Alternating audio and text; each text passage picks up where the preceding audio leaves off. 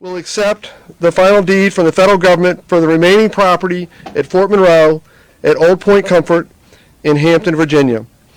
It is important to note as we begin this ceremony, the signing is concluding a series of deed transfers that began after the War of 1812 and continued through the early 1900s. As the Army role in coastal defense at Fort Monroe expanded, so did the property. Some of it included infill by man, some included shoreline adjustments by the powerful forces of the Chesapeake Bay. Over time, the uses for the property ebbed and flowed much like the tides in the bay, but not quite as frequently. Given the unique location of the property on the coast of the Chesapeake Bay, the site held attributes that were first used by the early Indians who occupied this land. Later, as the property began to be developed by the Army, numerous hotels were built to take advantage of the therapeutic and recreational qualities of this coastal location.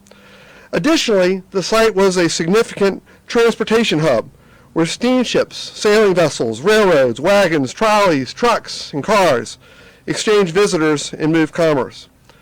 Over time, Fort Monroe developed as a mixed-use community that first met the needs of the Army with many large buildings for housing, offices, manufacturing, and even retail. The former Chamberlin Hotel was one of those buildings, and our community owes a debt of gratitude to the real estate team at Drucker and Falk, and especially the late David Falk Sr. for his vision and courage to take a risk to restore this magnificent building. The Commonwealth of Virginia supported this vision and waived the reversionary clause for this adaptive reuse project to proceed while remaining under Army property control. The adaptive reuse of the Chamberlin property is an excellent example of how partnerships between government and private investment can be used to preserve history and allow historic properties to contribute to the local economy. As this deed is signed today, it is important to note that the preservation responsibilities of the Fort Monroe Authority will remain intact. Opportunities for public enjoyment of the property will continue, and the residents and business operations at the Chamberlin will not be impacted. Joining us today are two local legislators who also serve on the FMA Board of Trustees. I'd like to thank the Honorable Senator Mamie Locke and Delegate Mugler for being in here. Additionally, we have three other Fort Monroe Authority trustees are also present. We have Jay Joseph, who's chair of the FMA Finance Committee, Mary Bunting, serves as city manager and also an FMA trustee, Keith Anderson, who is now the chief of the Nansemond Indian Nation and member of the Fort Monroe Authority trustees. I'm also honored to know that Molly Ward, our former Secretary of Natural Resources and Mayor of the City of Hampton, and long time, almost of the nature of historic advocate for Fort Monroe, is here as well. Molly, thank you for all of your advocacy. I'm also honored to welcome our partners to this ceremony, and I'm going to invite them to make remarks on this significant event. At the conclusion of their remarks, I will introduce the governor. Joining us first will be the Honorable Mayor of Hampton, Donnie Tuck, followed by our property partner representing the National Park Service, Superintendent Yola Dance. Mayor Tuck.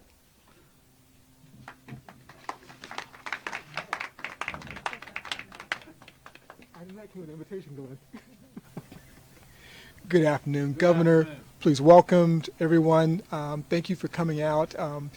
Fort Monroe is a significant asset in our city, and we enjoy the partnership that we have with Glenn and the Fort Monroe Authority, and so I'm just happy to be here to be a part of the signing ceremony. Thank you. Thank you, Mayor. Thank you, Mayor.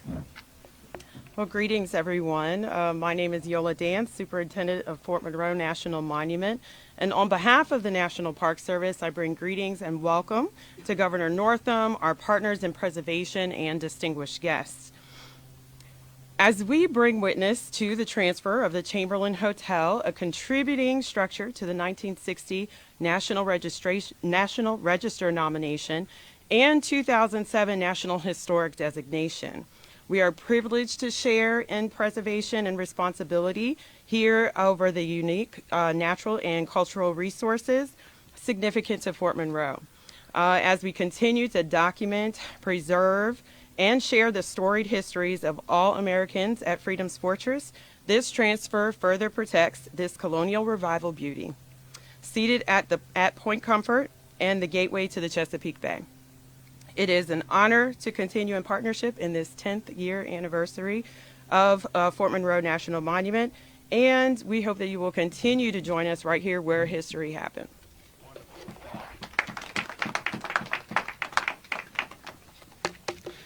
Now I want to say it's an honor to welcome the governor to this ceremony, and it is also an opportunity to reflect on a friendship that has been forged in the furnace of politics, illness, and perhaps the most difficult forum of all, the place where the governor and I first met, the hardwood floors of the VCU basketball courts. He, the senator from the Eastern Shore, and I, the delegate from Newport News. On the court, I found him to be humble, tough, and an honest competitor. As I recall, he called fouls on himself. He had a great first step and a strong inside game. I preferred the outside shot. Interestingly, we were often paired against each other on opposing teams. The seeds of that experience grew into our political relationship, where our political differences evaporated in the face of our passion for public service. He always wanted to do the right thing, and I admire him for that lifelong tenet. At Fort Monroe, he served on the Fort Monroe Authority Board of Trustees, not because he had to, but because he wanted to. His passion for this property carried over to his role as governor, and it is fitting that he should be the governor to sign this final deed. Fort Monroe has not just been his duty. It has been, and it's not just been in his head, but it has penetrated his heart. He accepted the Commonwealth's financial responsibilities for this historic site, but more importantly, he embraced the history of this property. In the biblical book of Esther, Mordecai the prophet challenged Esther to take her life and her legacy with no guarantees for a positive outcome, and explained that her position in society was for such a time as this. I believe this governor and the leadership at Fort Monroe accepted our generational responsibility for Fort Monroe and publicly rejected the temptation to remain in our personal safe space. I believe we are all here for such a time as this. Governor, as you conclude your administration, which I might add includes 8 years of leadership at Fort Monroe, you can boldly testify that you left Fort Monroe better than you found it. Under your leadership, the residential buildings are occupied, commercial buildings have been renovated, private investment is restoring the marina, public investment will improve our infrastructure, history is being told truthfully and accurately, and the Fort Monroe Authority has fulfilled our legislative mandate to remain open to the public. And now we can even proclaim that we have successfully received all of the property back to the Commonwealth. Ladies and gentlemen, please join me in welcoming to this final deed signing ceremony the 73rd Governor of Virginia, His Excellency, All right. Ralph Northam. Thank you, Glenn. Please be seated.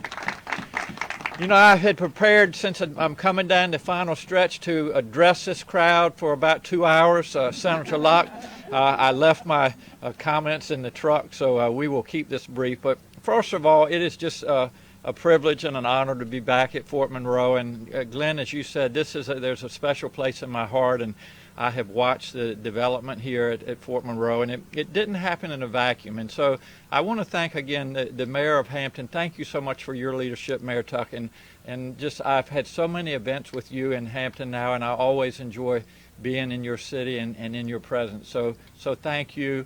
To the authority, which I used to serve on, and I see a number of folks here that served on that authority. Thank you so much for your leadership over the years. Jay, I know this is a passion of love for you, and we couldn't have done it without all of you. And then Delegate Mugler and Senator Locke, you have been there every step of the way. But what a gem Fort Monroe is, and I'm not going to go through all the history. We know the history, but this is where the first enslaved Africans landed back in 1619, and it's also where slavery ended, and military had its presence here on Fort Monroe. I mean, we could go on the history, and I just want to thank especially you, Glenn, one for our friendship, but what you've done here at Fort Monroe, and people that have been here understand that that when we took over Fort Monroe from the United States Army, it's like, well, thank you so much, but it was things like the utilities and the pipes that needed to be replaced, and the munitions that perhaps still some of them here. The buildings, a lot of them were in disrepair, and you've just stuck with it the whole time. So to you and your staff, John, it's great seeing you. You know, I know this is a labor of love for you, but it's also a lot of work, and it's just something that I think we can all be proud of. And I tell people all the time that, you know, in order for us to know where we're going, we need to know where we've been. And this is such a tool for that, to allow individuals to come here and learn about our history and make sure that we don't repeat some of our history and that we move forward in a positive way. So I can't thank all of you enough, and I look forward to signing this deed. And Glenn, as you know, Chamberlain Hotel was built back in the early 1900s, 1928, and now is a place for retirement living. Still, I was going to ask you, do they still serve the brunch on Sunday? Because I've been to that a number of times. And yeah, so we need to get back there for that. But to finally, you know, I will say the hoops that we have jumped through to get where we are today. So it's finally good to sign the last deed. And I was getting a little bit worried. I only have a month left, so it's good to finally get here and take care of that business. So thanks to all of you for being here. And we'll sit down, Glenn, and we'll put some ink to this, if that's all right. That's perfect. Yes, thank you all so much. So do we want to get behind you? Can we get Yeah, everybody please. inside? So I'd like for Jay, Molly, and Senator Locke. Molly, would you join us? Our board trustees, city manager, Keith, Yola. I think we should be here. Keith, we can put you behind us. We can squeeze in. Yeah, come on in. Where's the mayor? I'm sorry, I missed it. Yes, come on.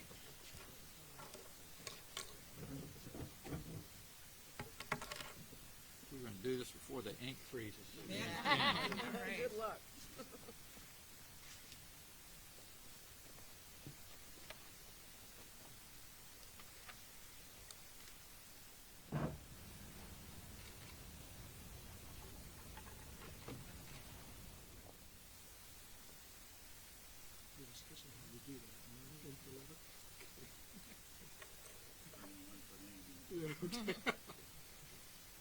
John, did you make the pen?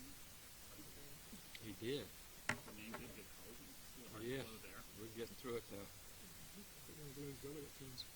I think there are a lot of people are deserving, but Glenn. Thank you. Congratulations.